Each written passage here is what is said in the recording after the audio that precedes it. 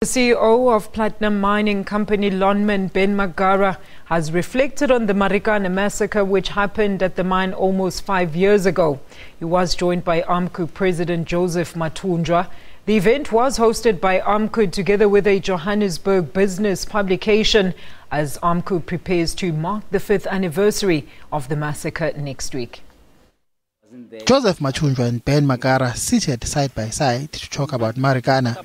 What began as a wildcat strike at Lonmin in August 2012 culminated in an explosion of violence which left more than 40 workers dead, 34 of them AMCU members who were shot by the police. Mathunjwa says the strike, in which AMCU was demanding that wages be hiked from 3,800 rand a month to 12,500 a month, was justified. The issue was about living wage or a salary, better my salary. I see the CEO is getting 100 million bonuses.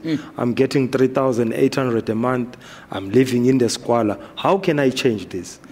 When they go to their then representative trade union is in bed with the employer. So they took it upon themselves. So the lesson furthermore has confirmed that AMCU should always keep in touch with its members on the ground. He says it was worth it.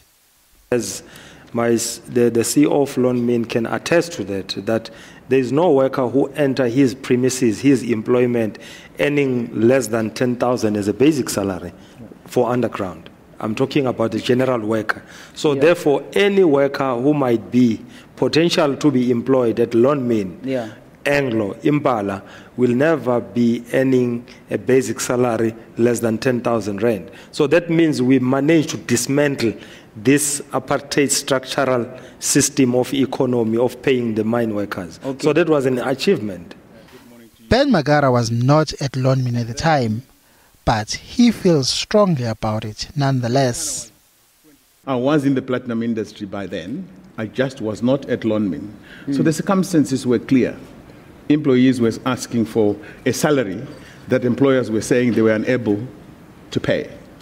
And I think an element of kind of winner take all drove some of the challenges that we saw in 2012. Sad as they were, I still believe that it has become an important catalyst for all society and all stakeholders to reflect and say, how do we make sure that this never happens again? AMCU has said Deputy President Cyril Ramaphosa is not welcome to attend next week's commemoration. His office says Ramaphosa was not planning to attend the event anyway. Mbongeni Muchwa, SABC News, Johannesburg.